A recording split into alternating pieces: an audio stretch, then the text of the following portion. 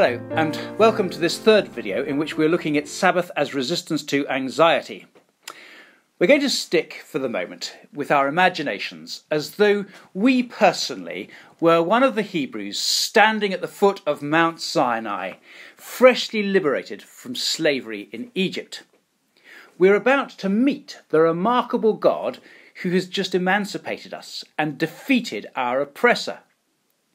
We're here to enact regime change.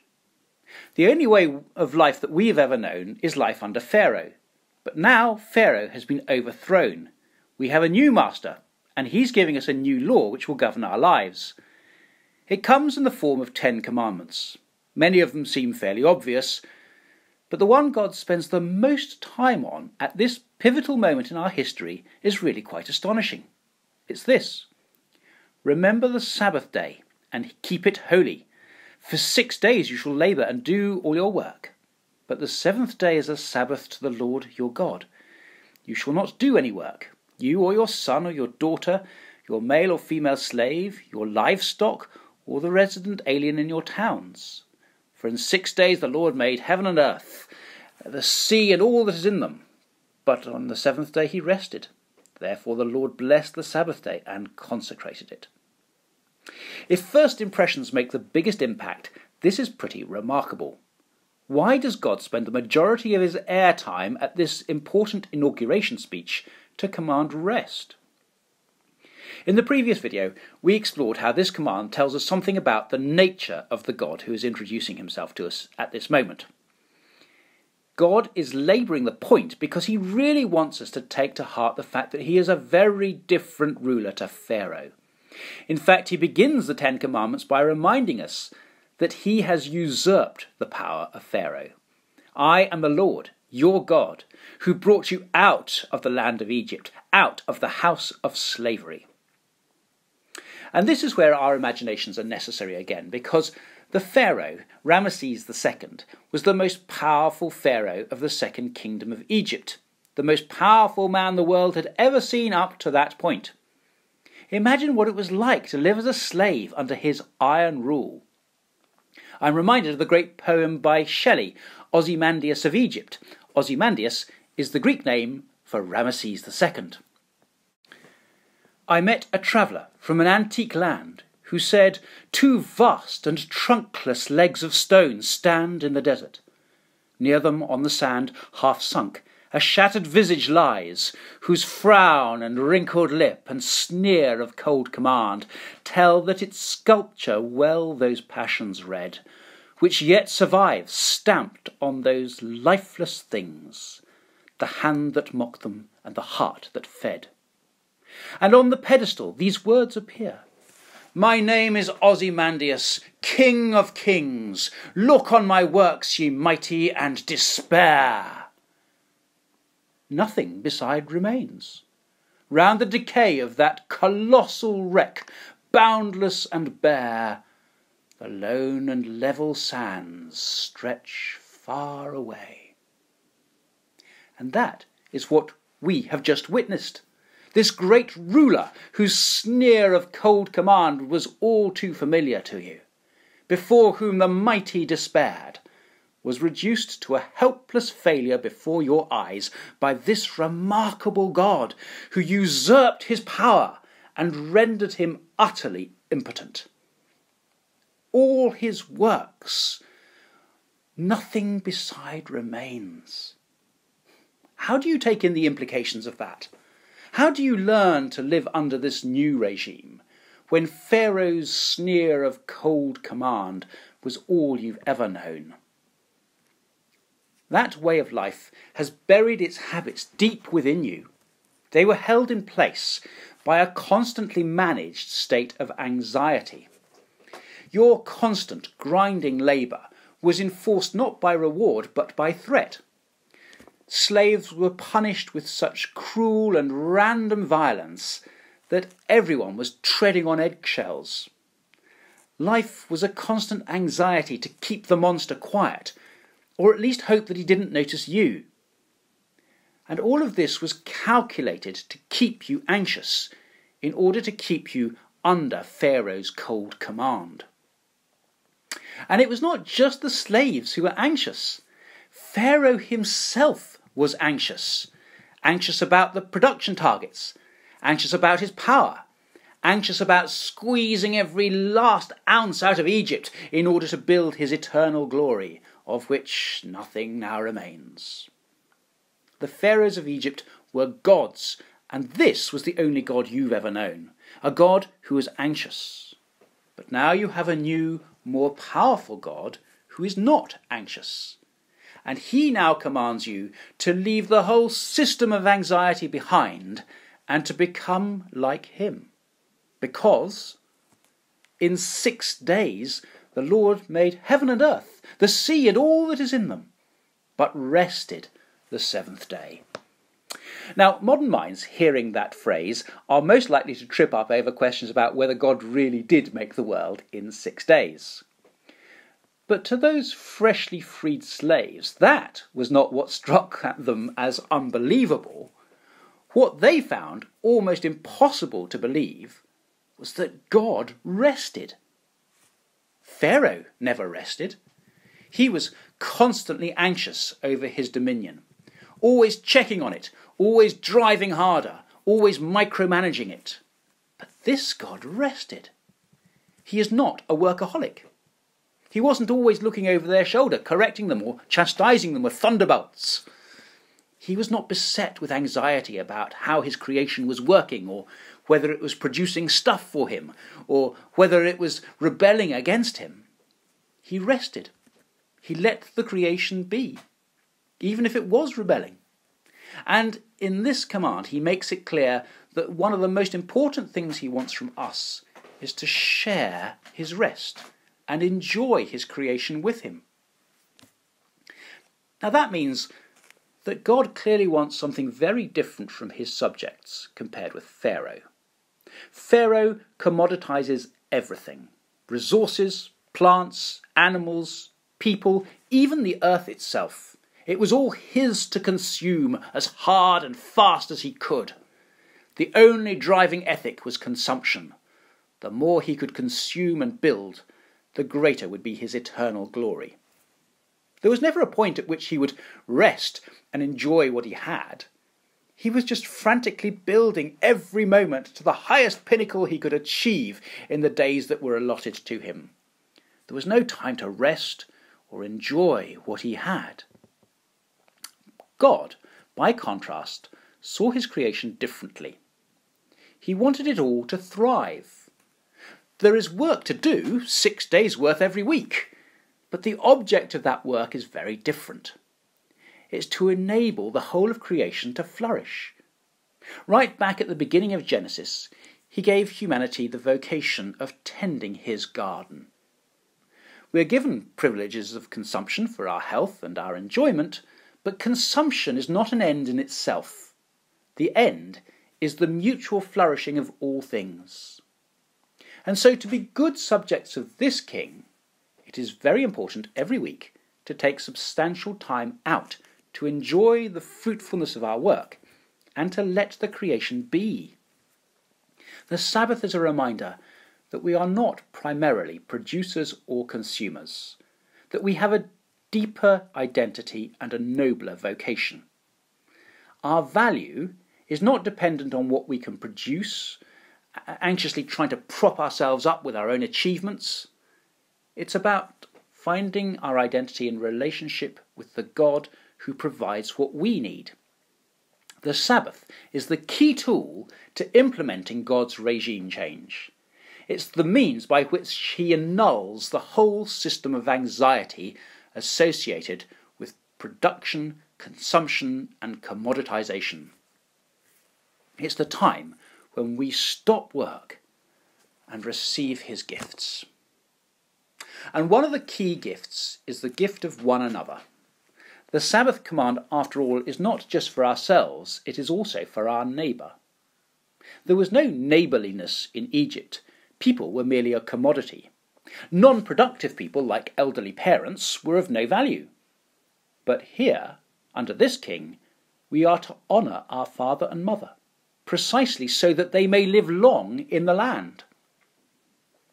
Sabbath supplants the anxious obligations of a commodity-driven world with the restful obligations of love. And this is key to resisting anxiety. For Pharaoh, life was a wasting asset, so he was driven by an anxious, restless need to consume every last drop out of it, what people might call now living life to the max. But people who practice the Sabbath learn the value of life itself and learn how to live long in the land. They find value in just being in the presence of God, taking joy in what they have achieved in just 6 days, sharing the fruit of their work with their neighbours, rejoicing in the life around them, and finding their vocation as human beings in the balance between fruitful work and Sabbath rest. But the greatest temptation for the newly freed slaves was always the temptation to return to Egypt. They were to attempt it many times in the years that lay immediately ahead, and we too are subject to the same temptation. Where do we look for approval? Who are we trying to please, to impress? What are we trying to do to earn that approval? If we look for approval from anyone but God, it will simply lead us back to anxiety.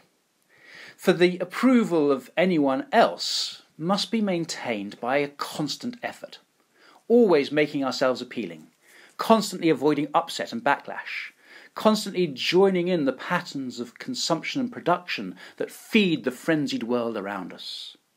It's so easy to collude with the slave drivers, to court their approval, to drift back into slavery and to accept anxiety as the price of it all.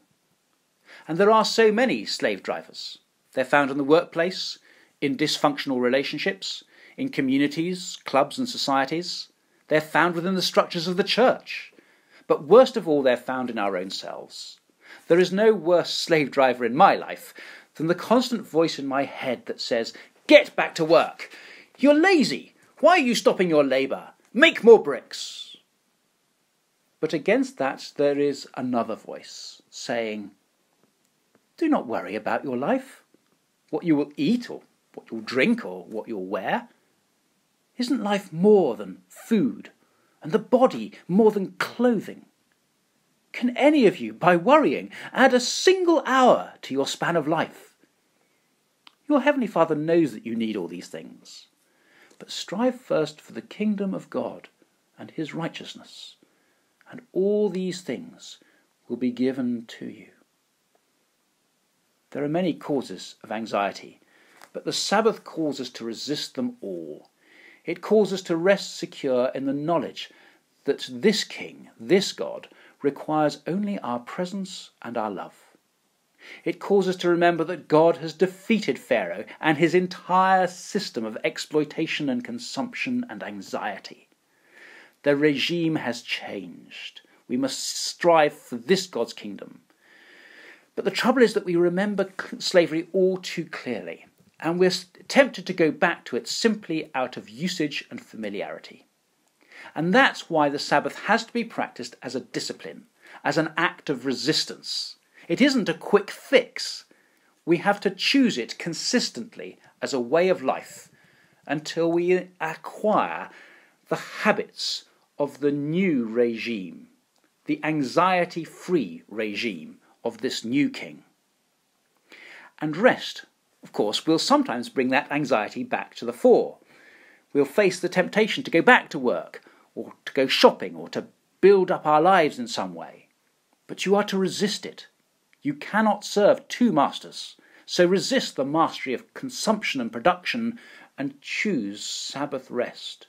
Choose the new master, who commands you just to be with him, and together to enjoy the fruits of your labours and the gifts of his creation. So how do we practice this? Well, firstly note that Sabbath is not just me time. It's also the gift of neighbourliness. Most of the anxiety we suffer from in the modern world is caused by the drivers of an individualistic society. It's the slavery of affluence. The Sabbath is God's antidote to the anxiety caused by individualism, because it gives us the gift of relationship with God and with one another. That's why Christians worship on a Sunday, spending time together in the presence of God. Sunday is always the Sabbath for Christians because that's the day we all celebrate it together, right across the world in every denomination. It's God's gift of togetherness. Now, of course, there are practical considerations here. Not everyone can rest or worship on a Sunday. And we shouldn't feel guilty if we have to work on a Sunday, because even if we do, we can still practice the Sabbath in two other ways. Firstly, we can make sure that we always treat it as a day of resistance to anxiety, by making sure that we seek only the approval of God and have no other gods before him. And we can show neighbourliness by making sure that we not only resist anxiety in ourselves, but also resist the temptation to impose anxiety on others, in our work, in our relationships, in our own behaviour patterns. And secondly, we can make sure that we do take a day of rest in lieu of the Sabbath. It's not self-indulgence to practice Sabbath rest. It's an act of resistance, an enactment of regime change in our lives. Today I will rest, because I have done in these 6 days all that I am required to do. I'm not going to go checking up on things or watching over people's shoulders. Nothing is required of me today than to be me and to be with God. If that's enough for the God who made me and set me free, it must become enough for me too. So now some questions for you at home, in your study groups or individually, to help you resist anxiety and to leave behind the house of slavery. Firstly, begin by reading Matthew chapter 6, verses 24 to 33. Now spend some time thinking about or discussing these questions. Question 1. What are the slave drivers in your own life? In particular, in what ways is our way of life today like Pharaoh's restless, anxious quest to squeeze every last drop out of life? Question 2. In what ways do those things create a culture of anxiety in your life?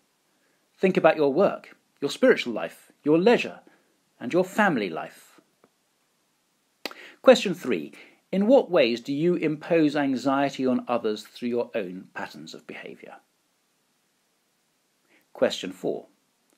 What will help you in your life to enact regime change and resist the mastery of production and consumption? Do you need to rethink your work? Do you need to rethink your rest?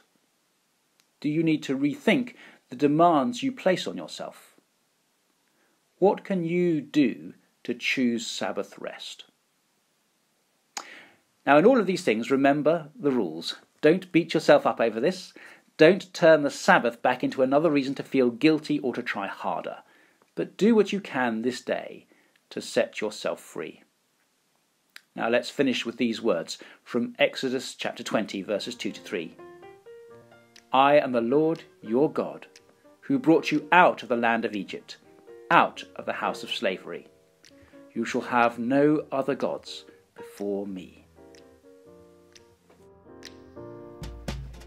I wish I knew how it would feel to be free. I wish I could break all the chains holding me. I wish I could say all the things that I should say. Say them loud, say them clear, for the whole round world to hear. I wish I could share all the love that's in my heart. Remove all the bars that keep us apart.